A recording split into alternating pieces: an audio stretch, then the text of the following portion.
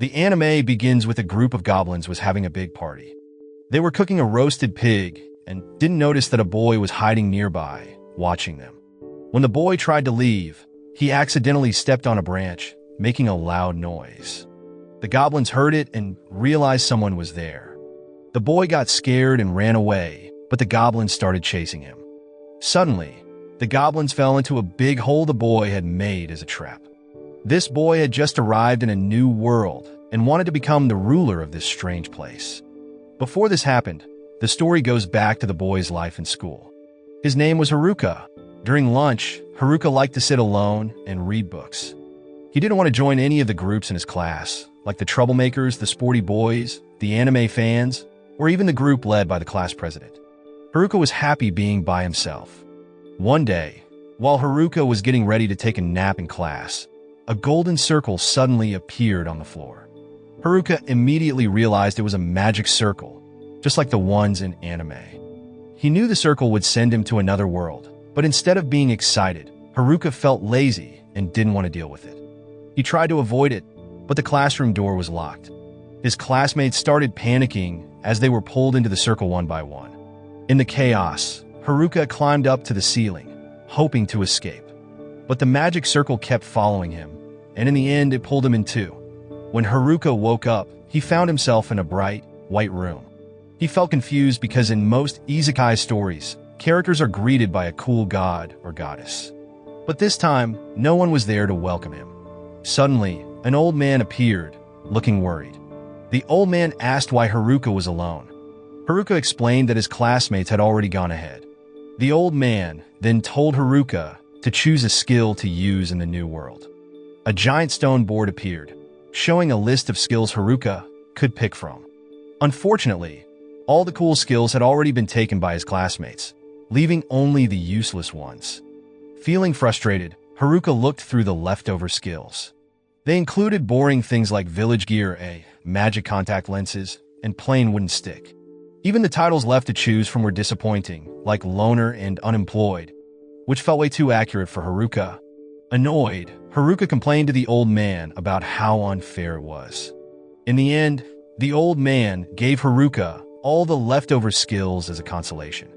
Haruka found himself in the middle of a forest. There, he discovered a special bag with unlimited storage, allowing him to keep all kinds of items inside. Luckily, all the leftover skills he had been given came with the necessary equipment, neatly packed in the bag. After changing his clothes, Haruka looked just like a character from an isekai story.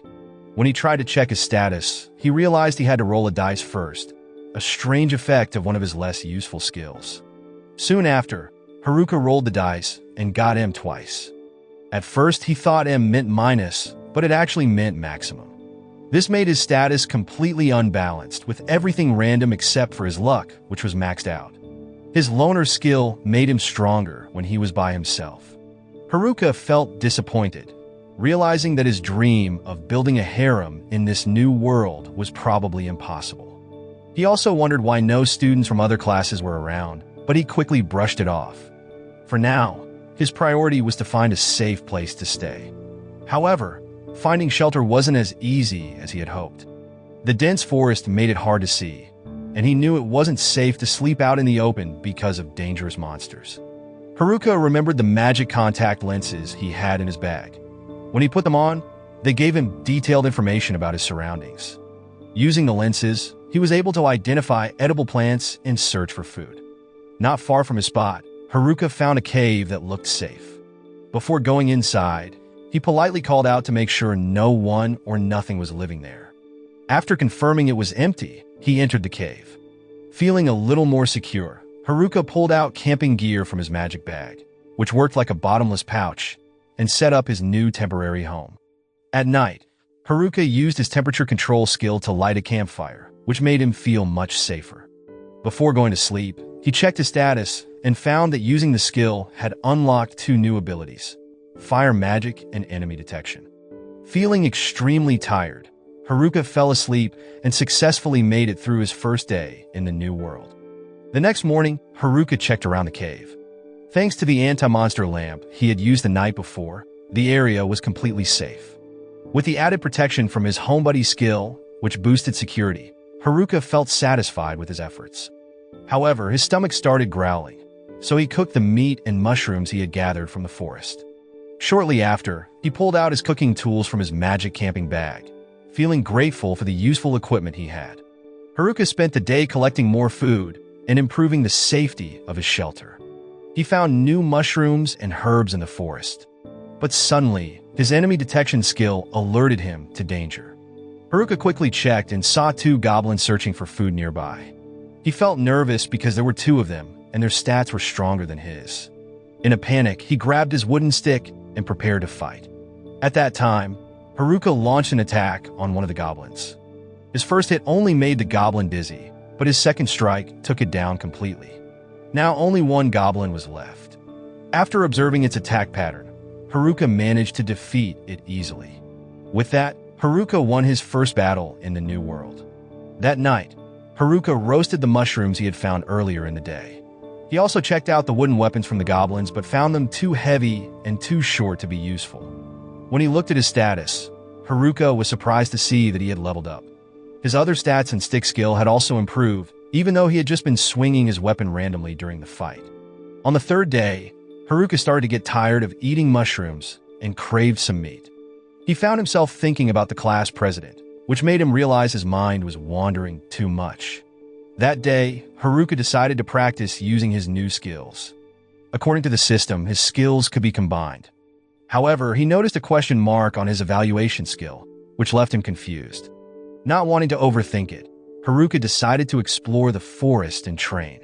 While walking through the woods, Haruka found more mushrooms and couldn't help but feel happy, even though he had been wishing for meat. He reminded himself to practice magic and began focusing. By channeling magic through his whole body, Haruka was able to jump far, run super fast, and make his body feel much lighter. Feeling confident, Haruka thought he might be ready to become a hero in this new world. But just as he was feeling proud of himself, a group of goblins appeared. Haruka saw this as the perfect chance to test his new skills. He easily defeated a few of them. However, when 3 goblins showed up at once, Haruka panicked and ran away because he wasn't mentally prepared. Back at the cave, Haruka decided to practice his magic some more to get stronger. By the 5th day, Haruka had grown strong enough to defeat goblins with a single strike. He even started decorating the inside of his cave and built a fence around it for extra protection. However, his craving for meat hadn't gone away. When Haruka spotted a rabbit, he eagerly chased after it and managed to catch it. At that time, Haruka was thrilled, knowing he'd finally have meat for dinner. But just as he was celebrating, his detection skill gave him an alert. This time it wasn't goblins cause it was a group of classmates. Haruka felt reluctant to meet them, but his curiosity got the better of him. Using his detection skill again, he identified the groups named the Gyaru, the muscular guys, and the otaku. Haruka had briefly interacted with them before, but he wasn't eager to deal with them now. Then he spotted the class president's group. Seeing the class president, whom he secretly admired, made him hesitate. Without even realizing it, Haruka released the rabbit he had just caught. Haruka had known the class president since elementary school and always wanted to be closer to her. But deep down, he felt conflicted. Being alone in this world gave him a sense of freedom he had always dreamed of. In that moment, Haruka decided he wanted to conquer this new world on his own. Filled with determination, he cheered himself on, feeling like this was the start of a new chapter in his life. After deciding to stay away from his classmates, Haruka made up his mind to conquer this isekai'd world on his own. While he was daydreaming about his plans, a group of troublemakers from his class suddenly appeared nearby. Haruka quickly hid, but he noticed they seemed to hear something. He started feeling nervous, afraid they might find him. It turned out the noise came from the rabbit he had caught earlier. Soon after, the troublemakers gathered by the river, and although Haruka didn't want to get involved, his curiosity got the better of him. He listened to their conversation and discovered they were talking about inappropriate things and fantasizing about the girls in their class. Unfortunately, their main targets were the girls in the class president's group. Suddenly, they grabbed a classmate named Tanaka and started questioning him about his skills. Haruka was shocked to see Tanaka, who was smart and kind, being used by the troublemakers. The leader of the group then told everyone to head back, saying he didn't want the vice president to miss him. Haruka felt annoyed and grumbled to himself. That evening, as Haruka ate dinner in his cave, he noticed his hikikomori skill level had increased. He felt a mix of sadness and happiness. But Haruka began to suspect that his slow progress in leveling up was caused by his jack of all trades and foolish puppet skills. The jack of all trades skill allowed him to try many techniques, but he couldn't master any of them. Meanwhile, the foolish puppet skill was still a mystery that only the old god could explain. Deciding not to overthink it, Haruka focused on eating, only to find himself stuck with mushrooms yet again. On the seventh night, Haruka was disturbed by loud sounds of fighting outside his cave. Feeling annoyed, he complained about the noise being too loud. When he checked outside, he saw the otaku group battling a swarm of goblins. At that time, Haruka wanted to help, but his evaluation skill suddenly activated, revealing that the otaku group had insanely high levels and godlike skills which completely different from his own. This reminded Haruka of his real-world life, where his class was filled with athletes and influential kids. He wondered how he had ended up in such a class, let alone in an isekai world where otaku skills were now essential. Suddenly, a goblin appeared behind the group, ready to attack. Haruka realized he couldn't just stand by, especially since the otaku group had been kind to him before. With a single strike, Haruka defeated all the goblins. The otaku group was shocked but thrilled to see Haruka saving them. Then, Haruka felt awkward, as he wasn't used to interacting with others or being thanked. Afterward, Haruka invited them to his cave. They were amazed at how he had transformed the once ugly cave into a cozy home. While serving his guests, Haruka asked why they were wandering around at night.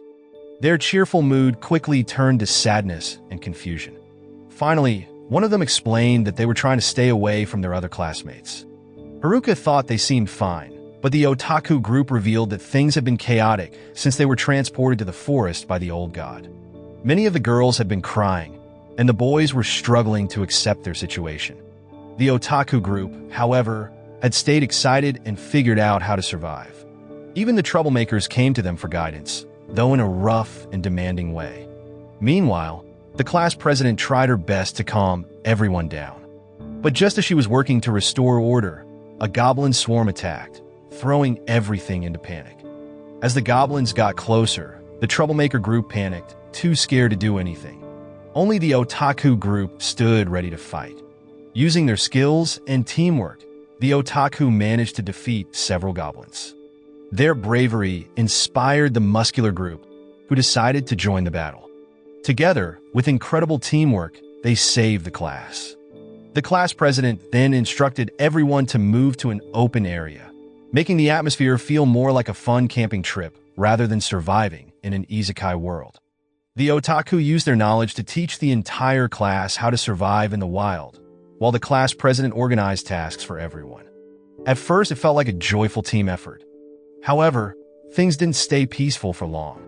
The Gyaru girls started complaining about being tired and refused to work, which soon influenced the rest of the class. This left the class president confused, and the group began to fall apart. Only the otaku and the president's close friends continued working together, with the otaku group stepping up to protect their classmates from monsters. This explained why their levels were so high. Unfortunately, the troublemaker group had taken the kindness and controller skills, which abilities that could have been extremely helpful in keeping everyone safe. Instead, they used these overpowered skills to satisfy their own egos. Their selfish plans were eventually discovered by the otaku group, who reported everything to the class president. To address the growing problem, the president worked hard to level up her own skills. Meanwhile, the troublemaker group mastered the controller skill within just a few days, making them even more difficult to deal with. One day, the class president appeared in front of the troublemaker group. They were excited and tried to use their controller and kindness skills on her.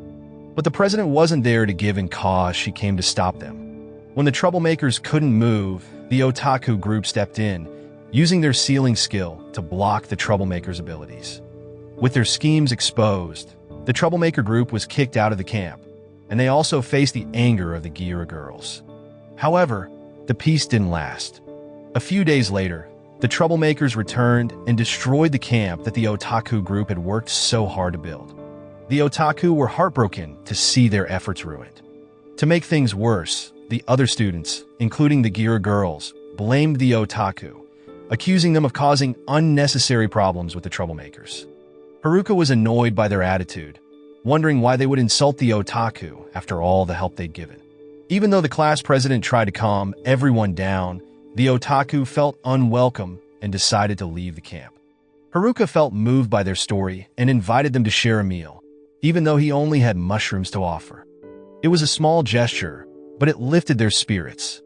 Soon after, Haruka hosted the otaku group for several days, giving them a place to rest. When it was time for them to leave, Haruka gave them 2 sacks of mushrooms as supplies. The otaku were confused by Haruka's decision to stay alone, but they respected his choice. Their new goal was to leave the forest and head to a city, where they planned to register as adventurers. Now, the otaku group felt uneasy about leaving Haruka behind, but Haruka politely refused their invitation to join them. He believed that his presence would only slow them down. With that, they said their goodbyes and parted ways. Haruka decided to explore the area on his own. Unexpectedly, he encountered a kobold. Thinking it was a small and manageable creature, Haruka saw it as a chance to gain some experience and level up. When Haruka returned to his camp, he was shocked to find everything missing. Nothing had been cleaned up, leaving him frustrated. Using his tracking skill, Haruka followed footprints leading across a river. As he continued, he unexpectedly ran into the Gyaru group. Seeing them, Haruka panicked and thought about running away. But the Gira girls started chasing him, shouting for help. Feeling like he couldn't ignore them, Haruka stopped to listen. They explained that they were looking for the otaku group to apologize, realizing they had been in the wrong. Haruka honestly told them that the otaku group had already left and couldn't be found. He pointed out that the Gira group still hadn't managed to leave the forest, and every time they encountered a monster, they needed someone to carry them. Haruka stressed that if they truly wanted to apologize, they would have to work hard. To his surprise, the Gira girls started crying. Haruka was confused and didn't know how to handle the situation. Suddenly, they begged him to teach them how to survive so they could find the otaku group and apologize. Though Haruka felt reluctant, he unexpectedly unlocked a new skill, which is slavery. The system informed him that he now had 3 new followers. Shocked, Haruka realized the Gira girls had somehow become his companions. They followed Haruka everywhere, refusing to stay still unless given orders. What surprised Haruka even more was how excited they became when fighting monsters. They eagerly collected magic crystals without hesitation, leaving Haruka feeling uneasy about their enthusiasm. When the Gira girls got injured, Haruka offered them healing potions, but instead of using them, they poured the potions back onto him. Haruka couldn't help but feel like this situation really was slavery. He felt lucky that the troublemaker group didn't have this skill, cause if they did, the Gira girls could have been treated horribly. Still, Haruka was deeply worried about what would happen if the class president found out about his skill. Out of nowhere, the class president appeared in front of Haruka. He was so focused on thinking about his uncontrollable slavery skill that he didn't even notice her approach. When she called his name, Haruka finally snapped out of his thoughts and realized the situation. Meanwhile, the troublemakers were still on the hunt for girls to exploit, ready to get rid of anyone in their way. The atmosphere was getting dangerous. Haruka was startled by the class president shouting and turned to see a group of girls standing behind her. Their blank expressions caught the president's attention, and she began asking questions. Haruka felt nervous and didn't know how to explain. He was afraid that saying the wrong thing would make them misunderstand and think he was doing something bad. Unable to lie, Haruka decided to tell the truth and admitted that he had unintentionally activated a slavery skill. Hearing this, the class president was furious, and the other girls began blaming Haruka too. He felt terrible, even though the skill had activated on its own. Feeling uncomfortable, Haruka tried to leave, but the others stopped him. Frustrated and drained, Haruka felt like his social energy was running out, yet he couldn't escape the difficult situation. The class president stepped in and explained everything to the Gira girls. To Haruka's surprise, she managed to calm them down. Haruka later learned that canceling the slavery skill was actually very simple. If only he had known earlier, his life might have been much less stressful. Shortly after, the class president decided to question the Gyara girls to confirm if Haruka was telling the truth. On the other hand, Haruka was left alone. Feeling bored, he started practicing his skills. However, during his practice, one of his skills exploded, and he accidentally buried himself in the ground. The class president, confused by Haruka's strange behavior, eventually helped him get out of the dirt. Haruka's name was cleared after the girls explained everything to the class president. They assured her that Haruka had no bad intentions toward them. Suddenly, the girls all thanked Haruka at once. Feeling awkward, Haruka simply nodded and mumbled a quick reply. He was already tired and just wanted to go home. But the girls became even more energetic, leaving Haruka with no chance to rest. The class president, noticing his exhaustion, asked if Haruka really had a home to go back to. Haruka replied that he did, which shocked everyone. They immediately assumed Haruka was some kind of powerful isekai warlock for having his own house. In reality, Haruka had built it out of boredom. Hearing about his home made everyone excited. They secretly wanted to ask if they could stay with him, but were too shy to say it out loud. Their amazement grew even more when Haruka casually mentioned that his house could fit around 240 people and included a kitchen and bathrooms. This left them deeply impressed and even more curious about his mysterious home. Hearing Haruka's explanation about his home, the girls became even more interested. They encouraged the class president to talk to Haruka and convince him to let them stay at his house. Haruka was shocked by the request. In his mind, he started imagining his dream of being surrounded by girls finally coming true. Without wasting time, Haruka led the way to his house. The girls followed him eagerly. When they arrived, Haruka was surprised to see that his home had transformed. It now looked like a grand mansion. Everyone was thrilled and amazed by the unexpected luxury in the middle of the wilderness. As Haruka gave a tour and explained where the rooms were, the girls immediately raced to use the bathrooms. Feeling overwhelmed by the commotion, Haruka decided to set up a tent outside the house.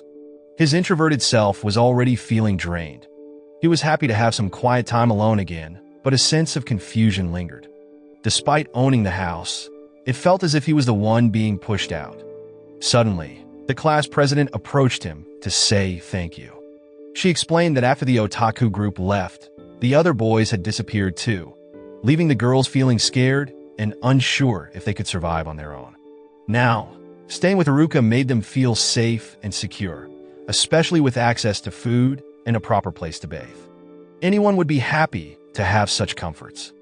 However, the class president admitted feeling a bit sad because she wasn't as skilled as the otaku. Haruka reassured her, managing to cheer her up and bring a smile to her face. Later that night, everyone went to sleep with the girls inside the mansion and Haruka in his tent. As Haruka lay in his tent, he couldn't fall asleep. His mind wandered, imagining the girls in their pajamas inside the mansion, making his already restless night even more chaotic.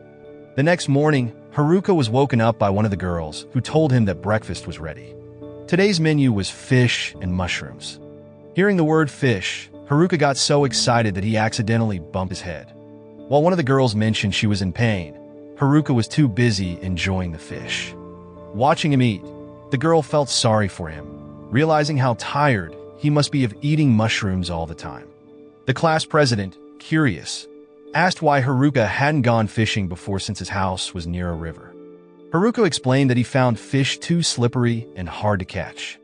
Curious about how they managed to catch fish, Haruka asked the girls to explain. They just smiled and led him to the river to show him. It turned out that the vice president used electricity magic to stun the fish in the water. Haruka was amazed by the demonstration. He begged the vice president to show him the magic again, but this time not in the river. Haruka wanted to store the magic in his storage skill. When he used the magic, Haruka discovered he could now perform the same electric spell. Excited, Haruka realized that a skill he had thought was useless had turned out to be incredibly helpful. On the other hand, the class president, intrigued, asked how Haruka managed to get such an interesting skill. Though it sounded impressive, Haruka downplayed it, saying that all his skills were pretty basic since the best ones had already been taken by others. At the same time, Haruka couldn't help but feel a little silly about how the electricity magic worked. While relaxing, Haruka asked the class president about her plans for the future. She explained that, like the otaku group, they planned to leave the forest and head to the city. Hearing this, Haruka remembered the Gura girls who also wanted to go to the city to find the otaku group. Suddenly, the girls appeared, denying that they were chasing after the otaku. They explained their real goal was just to apologize. To reach the city, they needed to level up first. Haruka promised to help them. Before starting, he asked about their current levels. Surprisingly, their levels were already quite high, and the lowest among them was 16, while Haruka was only at level 7. Even so, Haruka decided to keep his promise. He gave them 3 low-level kobolds to train with. The girls were overly confident, thinking they could easily defeat the kobolds. But when the training started, they ended up getting trapped and defeated. This showed that even with high levels, their fighting skills were very poor. Afterward, they gathered in Haruka's tent for a meeting, leaving Haruka feeling like he had no personal space. Once the meeting was over, they tried again to face the kobolds. Later, the girl who woke Haruka up that morning approached him to apologize. She admitted that she had been testing Haruka because of her past trauma from being mistreated by boys. After seeing Haruka's kindness, she felt determined to repay him. Haruka, feeling awkward, simply accepted her apology and started calling her Fish Girl since she was the first to give him fish. The next day, Haruka enjoyed a breakfast of fish brought by Fish Girl, while the others continued their attempts to defeat the kobolds. When they still couldn't succeed, the class president arrived and suggested they train against weaker enemies. They followed her advice and switched to battling goblins, but the result was the same, that they lost again. After a tiring series of training sessions, the group finally felt ready to face the kobolds. Some were annoyed by the kobolds mocking them, while others remained calm. A few even pretended to be too sick to fight. But in the end, they worked together, defeating the kobolds and celebrating their first victory with a small party. Haruka felt relieved to see them becoming more independent, but things took an odd turn when the group shook hands with the kobolds, forming an unexpected friendship. While Haruka was relaxing, the class president approached him to thank him for helping them prepare to go to the city. Haruka was confused because he had never said he planned to go with them. The next day, the class president instructed everyone to pack up and get ready for the journey. Reluctantly, Haruka gathered his things, even though his bag was already full. He had to leave his mushrooms behind to make space. With the class president leading the way, the group set off toward the city. Before leaving, Haruka reminded her to stay alert because anything could happen. On a stormy night, a frightened man was seen running through the rain, chased by a hooded figure. The man pleaded, saying he didn't have the ability the pursuer was looking for, but his cries were ignored, and he stumbled to the ground. Meanwhile, Haruka's group reached the middle of the forest. Remembering that the troublemakers were still hunting for girls, Haruka made protecting them his top priority while trying to guide everyone out of the forest. Their journey became even harder when they were suddenly confronted by a high-level orc. Haruka was the only one capable of fighting it. He told the girls to watch carefully and learn from his battle. When the orc tried to attack Haruka, he quickly dodged the blow. Haruka remembered advice from the otaku group, who said that orcs were immune to physical attacks and could only be defeated with magic. However, Haruka struggled to decide which magic element to use. While he was overthinking, the orc grew angry and charged at him. Frustrated, Haruka struck back and surprisingly defeated the orc with a single attack. The orc reappeared, and this time Haruka decided to use fire magic. As soon as he launched a fireball, the orc was defeated again. Despite the victory, Haruka worried that the girls weren't learning anything because his strength seemed too overwhelming. That night, they set up camp to rest. While the girls enjoyed their dinner, Haruka busied himself setting traps to keep everyone safe. Haruka also used his evaluation skill and map to check the route ahead. Suddenly, his detection skill alerted him to a presence nearby. Preparing for a possible fight, Haruka noticed the shadowy figures and suspected they were a group of men. However, as they stepped into view, it turned out to be the muscular group from class, who greeted them in a friendly manner. In the distance, the class president was seen eavesdropping on their conversation. Haruka grew suspicious, thinking the muscular group might be planning to follow the girls. However, they revealed that they had come to find Haruka to warn him about a dangerous skill which far worse than the controller and kindness skills possessed by the troublemakers. This skill, called Reaper, could steal someone's abilities and even cause the death of the original skill owner. They asked if Haruka had the skill, and when Haruka questioned why it mattered, they were relieved. They believed that if Haruka had the skill, it would be safe because of his good sense of control. In truth, Haruka didn't have the Reaper skill, but instead had the slavery skill, which was arguably even more dangerous. After cautioning Haruka to stay vigilant, the muscular group left to protect the girls from the troublemakers. On the 17th day, Haruka gathered everyone to prepare for more training. Before he could leave, the class president approached him for a private talk. She wanted to discuss his meeting with the muscular group. Haruka, realizing he had forgotten earlier, passed along their message of apology. However, the class president seemed uneasy. Sensing her discomfort, Haruka guessed that she might have the Reaper skill, and to his surprise, he was right. Soon after, the class president explained that the other otaku already knew about her skill, but was confused about why Haruka didn't seem afraid of her. Considering how dangerous the Reaper skill was, Haruka calmly replied that he wasn't worried because he believed the otaku group could handle such a skill. This made him wonder why the class president hadn't used her skill to protect herself and those around her. Touched by his words, the class president felt emotional, but Haruka quickly teased her, reminding her not to get carried away. After the training session, Haruka playfully offered fresh juice to the group.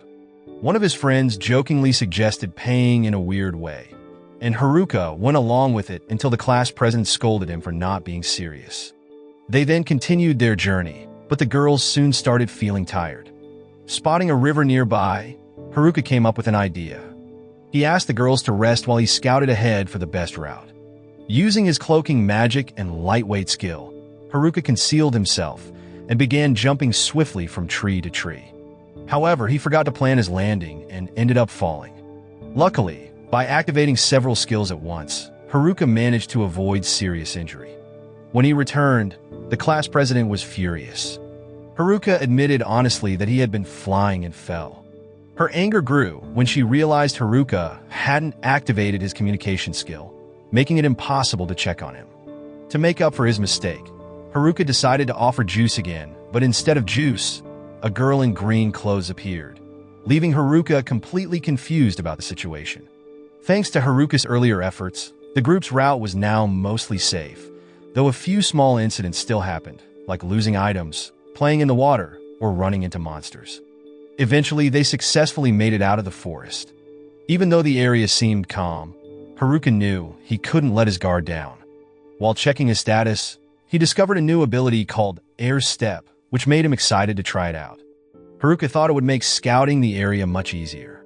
Not long after, Haruka spotted a group of wizards being attacked by monsters. He reported this to the class president, and as expected, the girls insisted that Haruka help them, giving all sorts of reasons.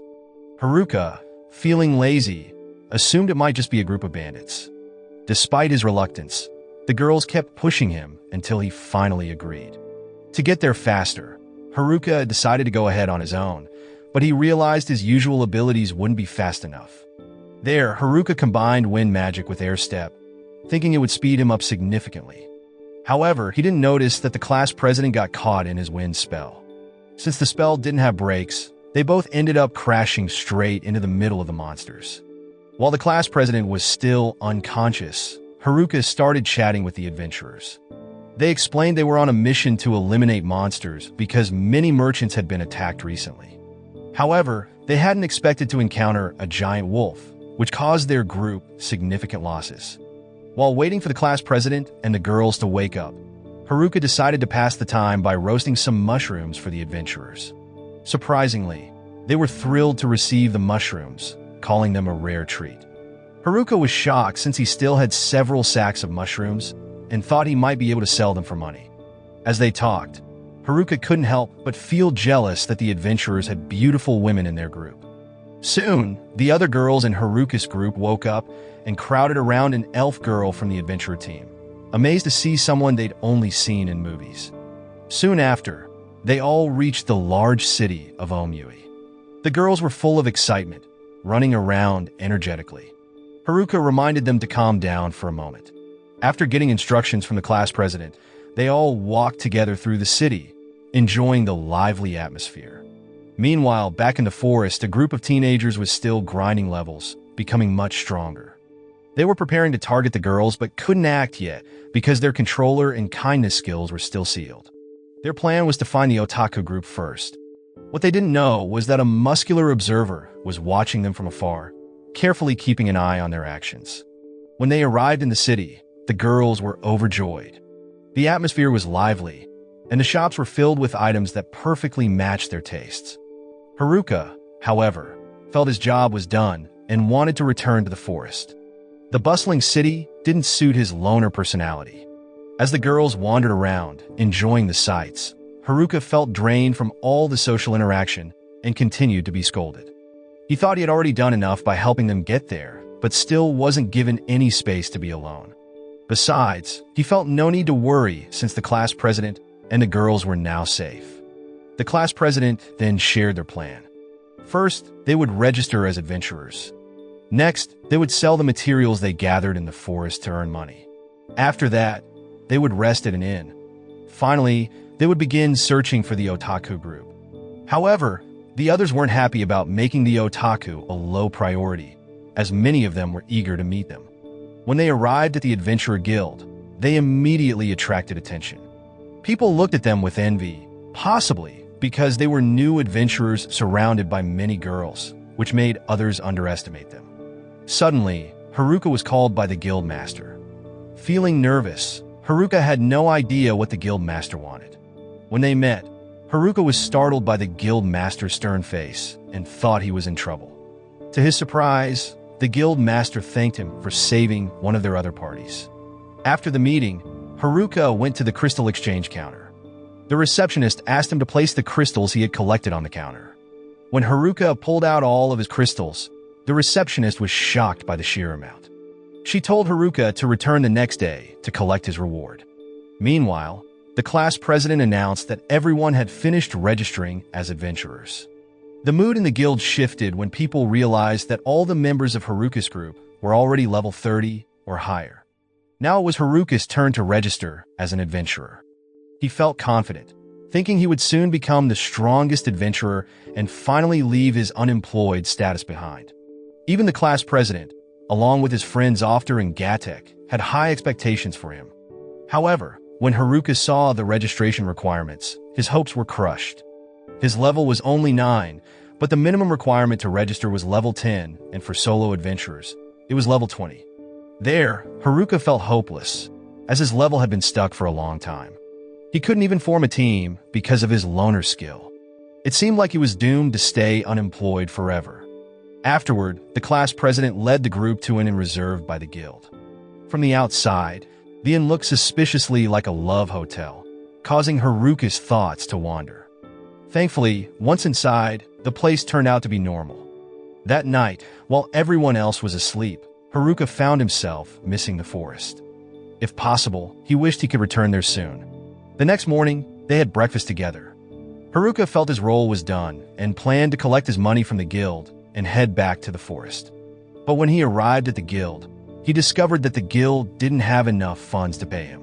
The guild master apologized, explaining that although Haruka's crystals were the lowest grade, he had brought so many that they couldn't cover the cost.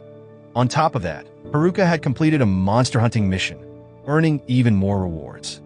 The guild master admitted they only had 8 million coins and would need to pay the rest in installments. Haruka and the others couldn't believe it cause they suddenly felt like they had become rich overnight. Suddenly, Gatek invited Haruka to visit his favorite place to spend money. Haruka got excited when he learned it was a shopping district. When they arrived, Gatek took him to a special weapon shop that sold unique items from labyrinths. Haruka eagerly tried out various items, including an invisibility cloak, power gloves, and a fire magic staff.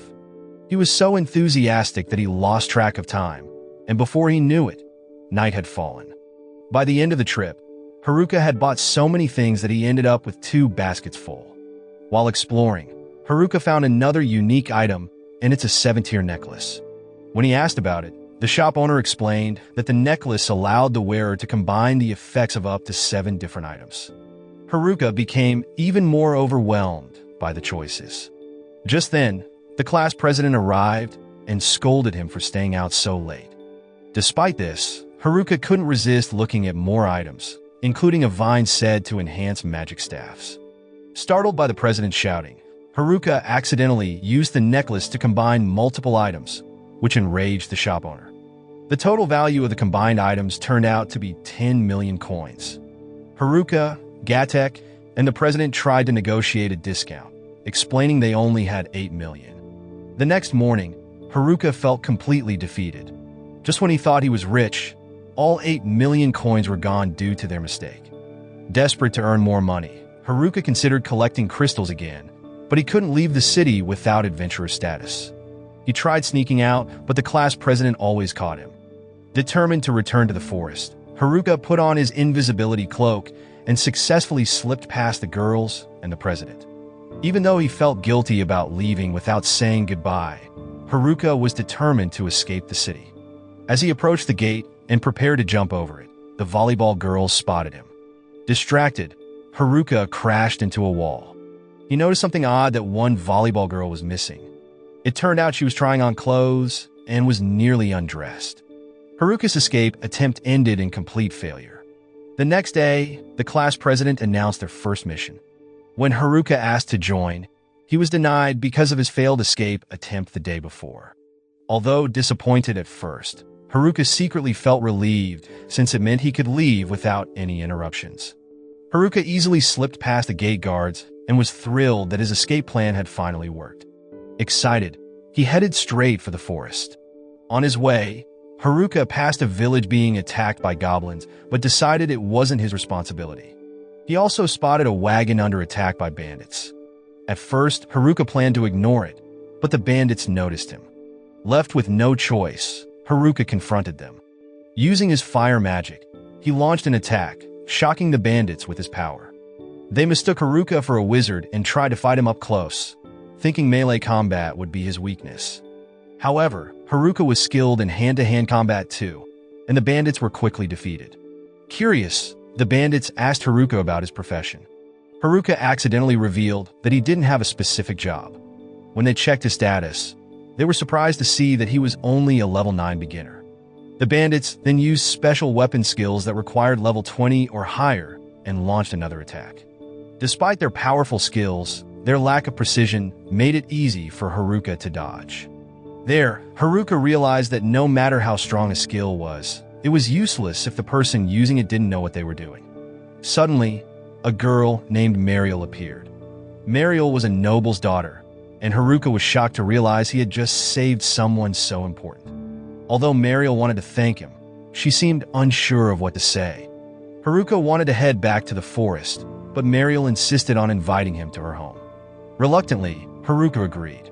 While riding in the carriage, Mariel started asking Haruka about where he was from. Haruka, who wasn't good with city names, could only describe his previous home as boring and full of strict rules, where even the guild guards were stingy. Hearing this, Mariel suddenly burst into tears and apologized, revealing that she was the daughter of the ruler of that boring city. Haruka panicked, realizing he now had to return to the very place he had been trying to escape from. His plans for freedom had failed once again. Meanwhile, in another part of the world, a group of troublemakers grew frustrated with being bossed around. They began to suspect their leader of plotting against them. Suddenly, one of the members was stabbed from behind. And with that, this part of the story comes to an end. The moral lesson from this anime is never trust goblins cause they party hard but can't spot a trap hole. Also, if you're dodging magic circles, don't climb ceilings unless you're Spider-Man.